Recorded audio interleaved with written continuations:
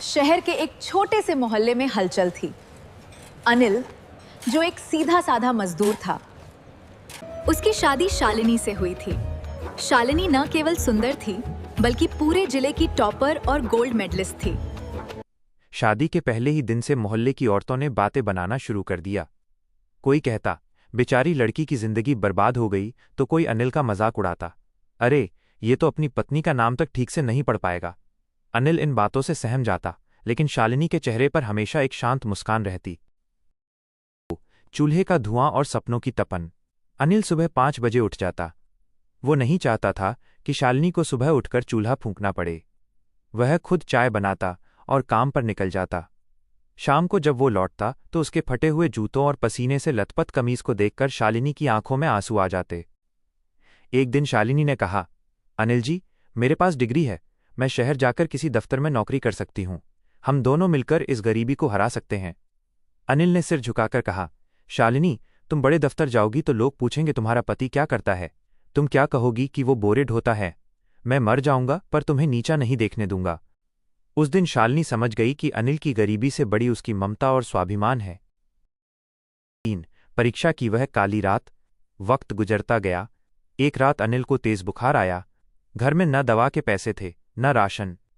अनिल दर्द में कराह रहा था, लेकिन वो फिर भी खड़ा होने की कोशिश कर रहा था, क्योंकि अगले दिन उसे मजदूरी पर जाना था।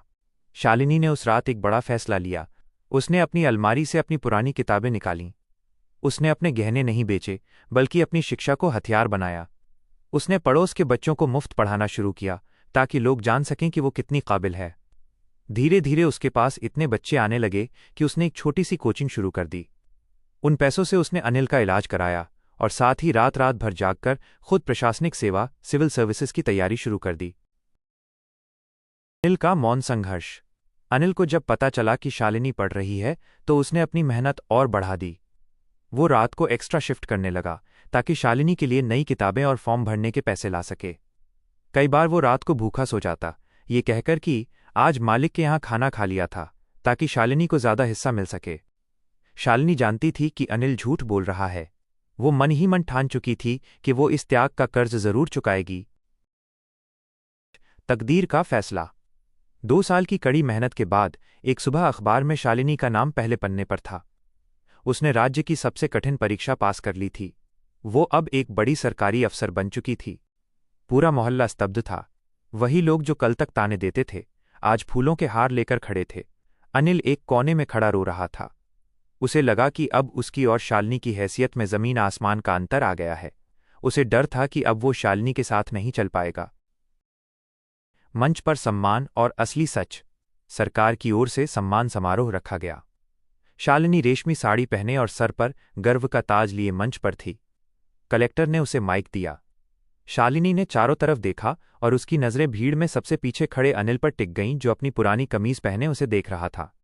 शालिनी ने माइक पर कहा, आज यहां मौजूद हर व्यक्ति सोच रहा है कि मेरी मेहनत ने मुझे यहां पहुंचाया है, लेकिन सच ये है कि मेरी सफलता के पीछे मेरा दिमाग नहीं, बल्कि इस इंसान का पसीना है। उसने मंच से नीचे उतरकर अनिल का हाथ पकड़ा और उसे सबके सामने खींचकर मंच पर ले आई।